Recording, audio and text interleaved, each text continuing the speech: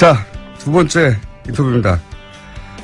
MBC에서 예능 프로를 만드는 PD들, MBC 예능 프로는 유명하죠. 그 PD들이 나서서 김장겸 MBC 사장의 퇴진을 요구했습니다.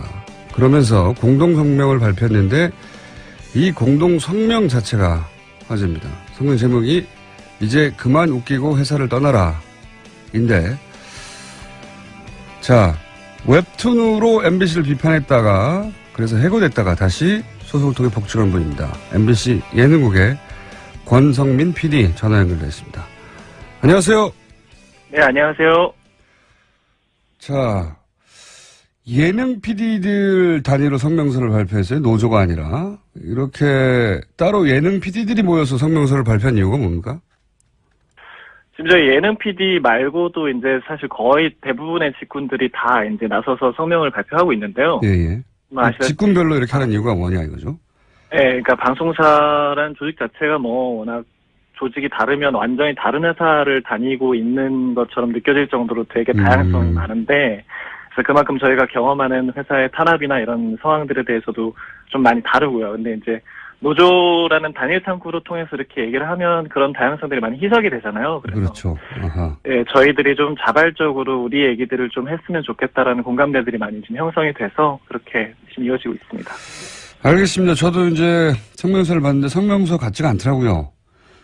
재밌어요. 짧고 재밌는데, 예능 PD라 역시, 성명서도 색다르다 했는데, 내용을 잠깐 읽어보면, 사람들 웃기는 방송 만들려고 예능 PD가 됐는데, 회사가 그거 만들려고 뽑아놓고 자기들이, 회사가 정작 웃긴 짓을 다 하고 있다. 이제 그만 웃기고 회사를 떠나라. 이런 성명서는 어떻게 만들게 된 겁니까? 예능 PD들이 모여서 머리를 모은 건가요? 아니면 한 사람이 만든 겁니까? 평소에 저희들끼리도 참 얘기 많이 하기도 하고요. 회사 바깥에서도 사실 많이 얘기하잖아요. MBC 뉴스가 망가진 걸 보면서 뭐 유명한 것들 많이 있지 않습니까? 왜 비 오는 날은 소세지 빵이라든지, 뭐 알통 크기가 굵을수록 보수성에 강하다든지 이런 거 보면서 저희도 진짜 뉴스 예능 다 한다, 그런 얘기 평소에 그냥 워낙 많이 하고 있어서. 예능 PD들이 뉴스 보면서 뉴스가 예능을 다 하고 있다. 네, 이제 좀 쪽팔린다, 이런 얘기도 많이 하고. 그래서 워낙 저희들이 뭐 일상적으로 하던 얘기라서 사실 엄청 새로운 발상은 아니었고요. 그래서 성명서라고 해서 이제 엄청 꼭 비장하기보다는 이제 좀 이렇게 너무 블랙 코미디 같은 이런 상황에 대해서 짚어주는 게 또 예능 PD들 다운 성명서가 될 수 있지 않을까 해서 이제 이런. 알겠습니다. 많이 했죠. 네. 자, 그러면 예능 PD들은 사측의 어떤 문제를 피부로 느끼고 있나요? 물론 이제 MBC 말고도 전 정권 하에서 거의 대부분의 이제 방송사들이 비슷한 경험을 했을 텐데요.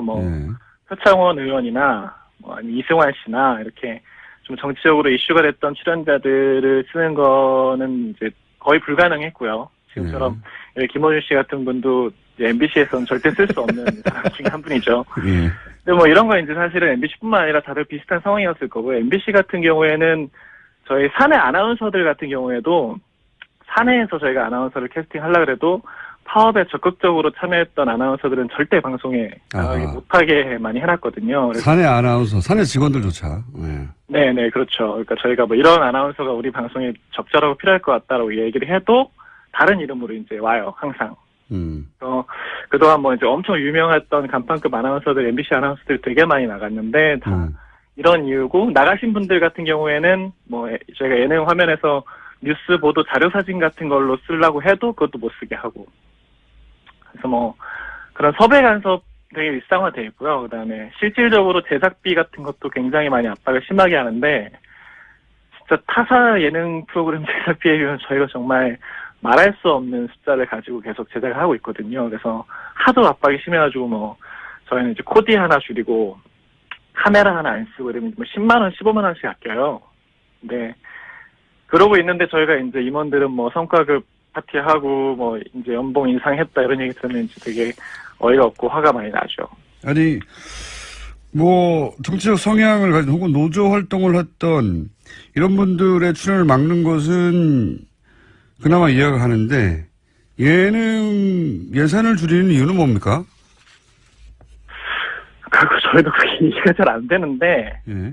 회사가 계속 경영난이다, 뭐 적자가 심하다 이렇게 얘기를 하면서 제작비 같은 것들을 계속 줄여라라고 얘기를 하고 있는데, 실질적으로 모든 영역에서 이렇게 돈을 줄이고 있느냐라고 하면 또 그건 아니거든요. 그래서 뭐 전 안광한 사장 같은 경우에는 그 DMC 페스티벌이라는 이런 행사들을 기획하면서 사실 거기에 이제 당신이 필요한 뭐 그런 손님들을 모시고 이런 데다가 저희 예능 PD를 막 맨날 밤새고 이러고 있는데 차출돼가지고 가서 막 하고 근데 거기에는 또 돈이 엄청 많이 들어가고 정작 저희 예능 프로그램 만드는 데는 이제 뭐 차 한 대 더 쓰는 거에서도 이제 또 불려가서 깨지기도 하고 이해가 안 가는 상황이네요. 예.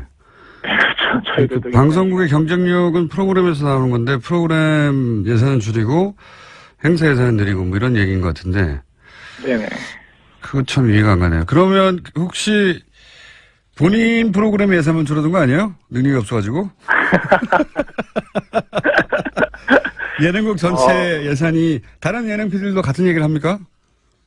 그럼요. 그리고 이상하네. 사실은 뭐 전반적으로 예산이 작은 것도 그렇지만 정말 뭐 이름을 얘기하기에 그렇지만 정말 돈을 잘 벌어오는 몇몇 예능 프로그램들이 있잖아요. 근데 예, 무한도전이요? 그런 프로그램에서도 뭐 똑같이 예, 그런 프로그램에서도 똑같이 계속 뭐 차 한 대 더 쓰는 거 뭐 MBC를 대표하는 무한도전 같은 프로그램도 예산이 줄어요? 엄청 압박을 많이 받으면서 제작하고 있는 걸로 알고 있어요. 그래요? 뭐 제가 그 팀이라서 뭐 정확하게 숫자들은 모르지만 왜 굉장히 간판 프로들까지 예능이 방송을 먹여 살리지 않나요? 이 예산을 줄인다는 게 이해가 안 가네. 이와 같은 예능 PD들로서 그런 점도 굉장히 어렵다. 그렇죠. 그리고 분위기 자체도 굉장히 권위주의적으로 많이 바뀌었고요. 예를 들면요?